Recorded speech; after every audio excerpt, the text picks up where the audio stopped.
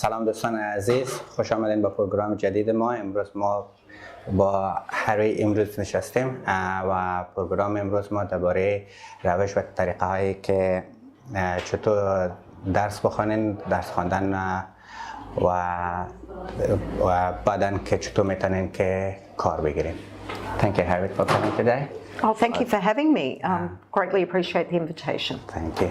So I'll let you start talking to me as well. Okay, so I've been asked to speak about the idea of pathways and how that works for anyone wanting to pursue further study in Melbourne, in Victoria, but across Australia. So the system works very similarly in other states. اینا میگن که از ما درخواست شده که امروز درباره راه روش یا طریقه هایی که چطور بتونین درس بخونین و این طریقه راه چطور شما رو میتونه کمک کنه که در آینده براتون کار پیدا کنین که می سیستم هم در ویکتوریا و هم در دیگه ایالت های استرالیا به یک شکل است. We use the term pathways to describe how education is connected through TAFE, university and even in a job. راههایی یا طریقه‌ای که وجود داره گفتن که مثلا شما چطور میتونین که درس بخونین، چی از طریق تایف است یا چه در فاکولته است، طریق فاکولته یا سطح بلندتر و بعضی از کسا چطور میتونن که در این حال که کار کنن بیاموزن. Okay, so in Victoria, you may be wanting to go to university, and most universities will select someone based on an ATAR, which is a rank. It's a position. It's not a score. Okay. میگن در ویکتوریا بسیار مردم دوست دارن که برن به فاکولته برن یا وقتی که درس میخوانن و این چی میشه ضرورت به یک نمره داره یا درجه بندی داره که به نام ATAR یاد میشه. The second thing that a university or a TAFE will look at is whether or not you've got the right subjects, and they will classify you or put you into a category based on whether you're an Australian resident or an international student. و چیزهای دیگه هم که فاکولته ها یا تایف ها در نظر میگیرن این است که شما کدام همون مضامین را که خواندین هم مضامین به حساب درست هست که در رشته درس بخونین. And what was the other one? What was the subject? If your subjects and your classification, whether you're an Australian resident or an international. Okay. و یا که شما مقیم استرالیا هستین یا اقامت گزین استرالیا هستین یا شاگردای هستین که از خارج آمدین. It's important that you understand the difference because it affects the cost of the training. مگه بسیار مهم است که بفهمیم چه فرق بین هذه اردوی از وجود داره، چرا در قسمت پولی که پرداخت میکنین یک تاثیر خاصی داره. And if you're on a humanitarian visa, often you can get local recognition. و کسایی که میگن ویزه بشر دوستانه دارن اونا میتونن که به حساب از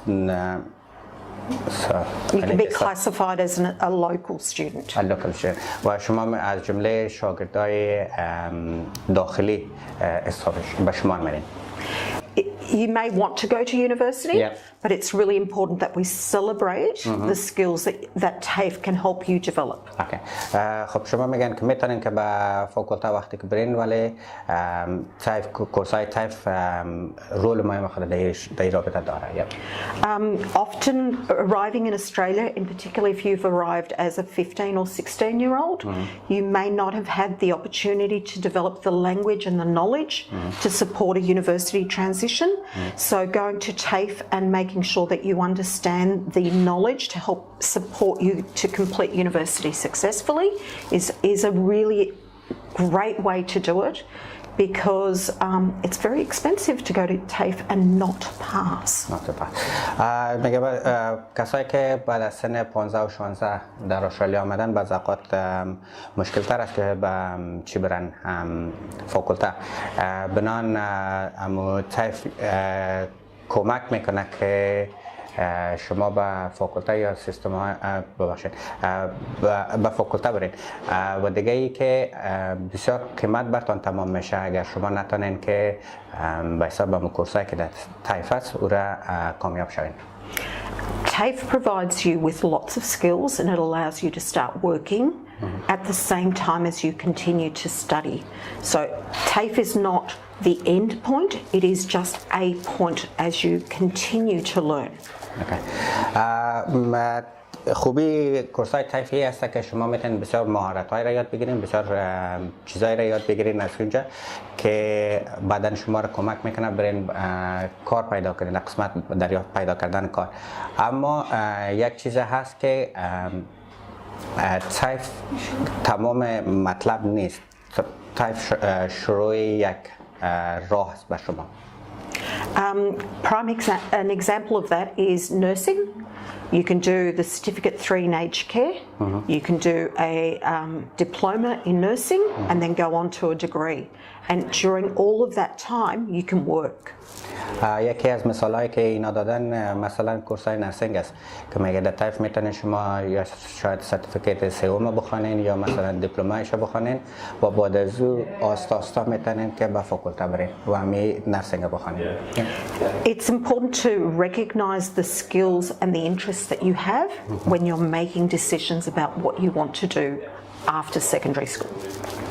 خب یگانه راه کاری که وجود داره است که شما را میبینه که چقدر علاقه دارین با مو کار یا با مو رشته که میخوانین و بعد از او بتانین که به مرحله بعدی پیش برین. As parents, you want the best for the young person in your care, and it is important that you speak with the young person about where they want to start and what they're ready to start with. چون والدین همیشه خوبی برای اطفال خود میخواین، همیشه میخواین که طفلاشون پیشرفت کنه. یگانه راه یا بهترین راه اینمی است که اول با اطفالتان صحبت کنین، ببینین که طفلایتان هم چی میخواین بدون پیش از اینکه خودتان یک تصمیم بگیرین برای طفلتان. So many parents are not comfortable with their young person doing an apprenticeship, for example, but you can do an apprenticeship and continue to go to university at a later point, as long as you build those skills. That's why it's called a pathway. You're building those skills. Okay. میگن بعض فامیلا هستن که یا والدین هستن که دوست ندارن که اطفالشان مثلا برن کورسای مسلکی رو یاد بگیرن. کورسای مسلکی منظورشون از این است که مثلا برن نلدوان شن یا رنگمال شن یا این چیزا. ولی این وقتی که اونا می مهارت‌ها را یاد میگیرن برشون کمک میکنه که در آینده هم بتونن به فاکولته برن. بنابراین این امیر رشته یا این سیستم به نام از اینکه یک پتوه یا یک راهی که شما را به سیستم‌های بالای درسی میرسانه یاد میکنن. There are lots of opportunities within each industry. So you don't just look at the one or two jobs, you need to look at lots of different jobs within the industry. So when we are talking about health, we don't just talk about doctors and nurses, there's radiographers, there's physiotherapists, there are people working in administration, business, and each of those people have different skills. خب وقتی که میگن ما درباره یک رشته یا یک مطلب گپ میزنیم به این معنی نیست که تنها با مو مشخص با مو فکر کنیم. فرض کنین که میگه وقتی درباره صحت گپ میزنیم، سیستم صحی گپ میزنیم، این به این معنی نیست که تنها انسان یک دکتر میشه، یک نرس میشه. چیزهای دیگه هم هست در محیط صحی که میشه، مثلا فیزیوتراپیست میشه، رادیوگرافر میشه و بسیار چیزهای دیگه. It's also important to be aware that there are scholarships and there are support structures out there that will help you continue to grow through the industry, and being able to work through the industry is really important because sometimes it will take you a little bit longer in a pathway to get there. و در بعض اوقات اسکولارشیپ یا بورسیه های هست که شما را میتونه در این راسته ها کمک کنه تا بتونین که به مدارج بالا یا جاهای بالاتر برسین. VTAC does most of the enrolments for universities, and there is a program called CEASE, Special Entry Access Scheme. VTAC هست بیشتر کارهای داخله یا راجستر شدن شاگردان را به فاکولته انجام میده و یک سیستم دیگه هم وجود داره که به نام داخلی ویژه یاد میشه. when applying for a cease program, that you provide the evidence to support that. So the application needs the evidence to support that. وقتی که میگه شما با این داخله ویژه شما درخواست میتین یک سلسله معلومات در سیستم وجود داره که به شما کمک میکنه تا تمام فرمایتان خانه پوری کنید.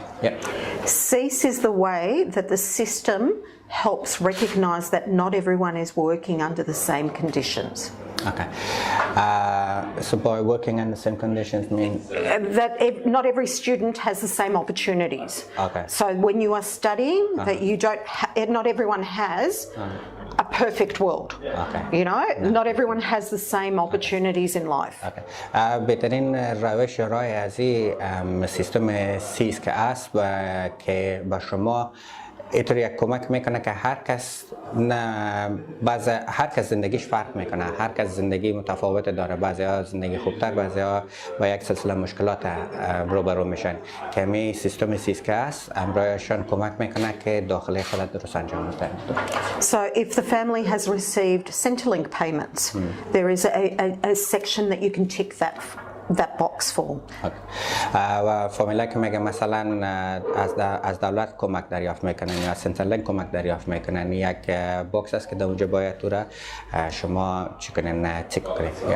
If there are very complex family environment, there is a section that you can provide some information about how that has impacted your learning. خب اگر مثلا بعض از مشکلات فامیلی داشته باشین، بازم اونجا یک بخشی است که شما میتونید معلومات درست ارائه کنیم که چطور امی مشکلات فامیلی سبب از این شده که بالای درس خواندن شما تاثیر کرده. It is important to understand that there is no special mark next to your name once you are in university. A small group of people read them and make a decision. خوبی از این است که اگر شما این معلومات را ارائه میکنین یا به فاکولته میتین، این تنها توسط چند شخص محدود خوانده میشه. این چیزی نیست که هر کس با او معلومات دسترسی داشته باشه. CEASE is a very important tool for many students to get into university, and it supports not only those who are at secondary school going to university or TAFE, but also if you have been working, it is your opportunity to tell the system, the decision makers, something about you. خب یک فرصت بسیار خوبی هست برای اکثریت کسایی که خصوصا نه تنها با کسایی که شاگردای هستن که صنف 12 فارغ میشن و میرن به فاکولته، کسایی که حتی کارم میکنن وقتی که همین معلومات خود در سیستم درج میکنن کمکشان میکنه که چطور به فاکولته برن. و کسایی که تصمیم میگیرن اونا این معلومات میخوانن و به شما این فرصت میتن. Every young person needs to grow and learn skills. You don't just learn those skills at university. You can learn them in the workplace, you can learn them at TAFE, and you can pull all those skills together and continue to grow. In Australia, you can study up until whenever you want. So 70, 80 years old, you can continue to study. خب یک مسئله دیگه هم است که همه مهارت‌های کاری را آدم تنها در فاکولته از طریق درس خواندن در فاکولته چی کردن نمیتونه، پیدا کردن نمیتونه. بعضی مردم این مهارت‌ها را یا در کار پیدا میکنن، بعضی مردم مهارت‌ها را در طیف پیدا میکنن و جای خوشی دیگه است که در استرالیا شما تا هر زمانی که دلتان بخواید درس خوانده میتونین. مهم نیست سنتان چند است، حتی مردم تا سن 70 60 70 هم درس خوانده میتونن. It is important to find the things that you are happy to do and to continue to grow. So you may spend some time at TAFE, work for a little bit, go and study at university and work in a different job or in a different role. And we expect that sorry, I'll stop there. That's fine. Keep going. I was going to say we expect most young people to go through about 17 different roles at the moment. At the moment, okay. چیز مهم که هست ایست که شما چی میخواین که به کدام مقصد برسین یا هدفتون چی است. بعضی خوش دارن که فقط تنها تایپ برن، بعضی کسا دوست دارن که برن به سیستم بالاتر برن یا فقط در این زمان هم درس بخونن هم کار کنن. اهمیت مهمیش می است که چیزی که شما دوست دارین همون کار را انجام بدین. در حال حاضر یک نفر که به مقصد دلخواه خود برسه تا حدود 17 بار کار خود تبدیل میکنه تا بالاخره به مقصد دلخواه خود برسه. So remember the term pathways and celebrate it because it creates opportunities. خب پیامشان بر شما این است که همین پیام راه های طریقه روش هایی که شما چطور بتونین به هدفتان برسین همیشه به یاد داشته باشین و از این فرصت ها به خوب استفاده کنین. Okay, it is really important that we focus on the fact that English language skills will determine where you go to. یکی از گپ‌های مهم یا پیام‌های مهم اینمی است که زبان انگلیسی یاد داشتن زبان انگلیسی هم کمک میکنه که شما با کدام مقصد با کدام هدف برسید، با کجا برسید.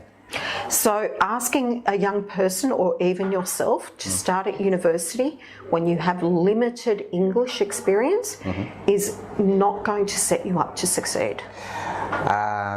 از یک نفر تقاضا از یک نفر که به فاکولته بره بدون از اینکه انگلیسی رو به صورت درست یاد داشته باشه یا به شکل محدود یاد داشته باشه این راه درست یا کار درست نیست.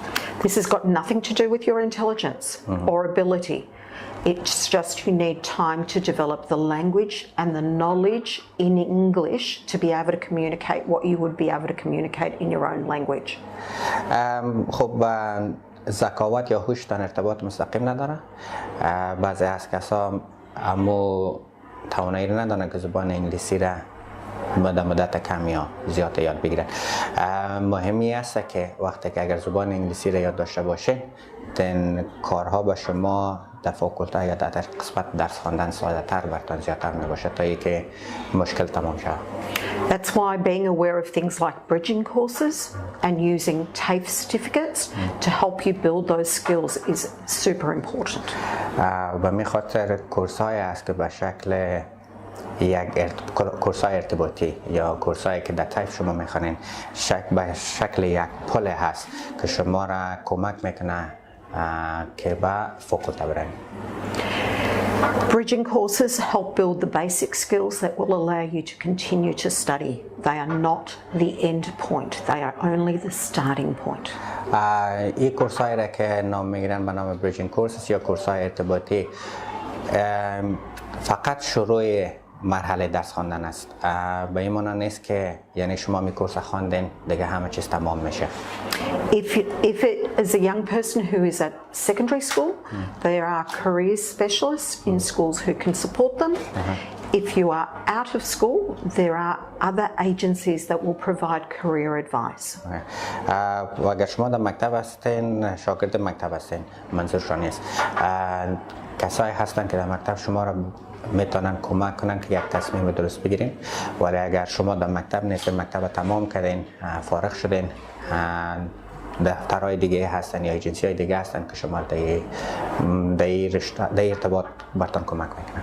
The pathway system is very complex and getting professional support is important to help you make the best decisions at the right point in time.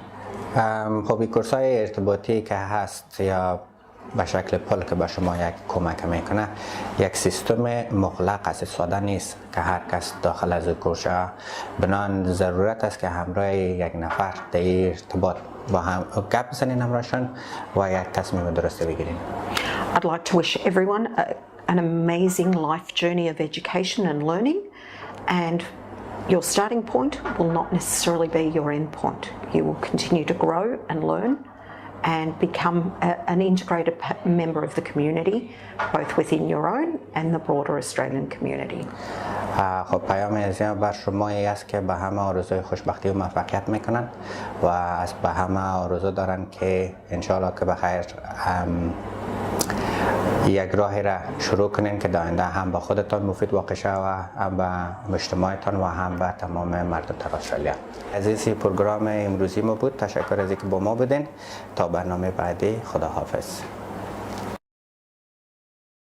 Hello everybody, my name is Rakhi. I am a Jobs Victoria advocate from the city of KC. Today I'm going to talk to you a little bit about the Jobs Victoria Advocate program and the various services that Victorian residents can access through this service. سلام دوستان عزیز، با یک برنامه دیگر در خدمت شما قرار داریم. خانم راکی را با خود داریم که در ارتباط به خاطر کاریابی برای شما معلومات میدهد. Jobs Victoria Advocate program is a free one-to-one service to help Victorian residents find pathways to employment, training, find access to social services. جاب اکتیو ویکتوریا که از فیس تو فیس یا شخص با شخص میتونه که میتینگ داشته باشه یا اپایمنت داشته باشه و یک راهی است که بر شما راه کاریابی را نشان میدهد. Our goal as a Jobs Victoria advocate is to find pathways to job seekers who might be seeking help in finding work or finding training or finding access to social support. Okay. جاب ویکتوریا برای کسایی هستن مردمایی که میخواین کار بگیرن و همچنان میخواین ایده‌های کاریابی و همچنان ترینینگ به کار و همچنان معلومات هایی که میخواین به کار بگیرن میتونن جاب ویکتوریا هلپشون یا کمکشون کنن. Some of the services that you can access from Jobs Victoria are help in finding employment. This is done by Jobs Victoria Employment Service. جاب ویکتوریا که از برای اشخاصی که کار میخواین در جستجوی کار هستن برشون کار پیدا میکنه و این وظیفه جاب ویکتوریا است. Yeah. So if job seekers have been out of work for a significant period of time, or if they are facing some challenges in finding employment, they can get access to an employment mentor. Okay. اگر جاب سیک بر شما مثلا اونجا کار نیافتین پیدا کنین، بعد از اون میتونین که یک راهنمای from Jobs Victoria they can get a mentor. Okay. شما میتونین که یک راهنما از جاب ویکتوریا بگیرین که اونا هلپتون میکنه، کمکتون میکنه که چطور وظیفه بگیرین. Yep. And the mentor's role is to work one-on-one with the job seeker in help in finding employment, help in getting their resume updated, and then prepare them for work. جاب ویکتوریا. Yeah. Okay. جاب ویکتوریا برای اشخاصی که میخواین کار بگیرن کمکشون میکنن شخص به شخص یا فیس تو فیس وان تو وان و براشون رزومهشون درست میکنن، کاور لترشون درست میکنن و براشون در اینترویو هم کمک میکنن. به حساب بعضی تپ هایی است که براشون کمک میکنه به اینترویو. Yep. Another type of service that people can access through Jobs Victoria is the career counseling program. و یک بخش دیگری است که اشخاصی که میخواین کار بگیرن در جاب ویکتوریا برشان کانسلینگ رای میشه که از کجا و چگونه شروع کنن و چگونه میتونن کار بگیرن. Yeah. And career counseling is beneficial for people who might want to look at a different job or who might want to do some further study to broaden their skills.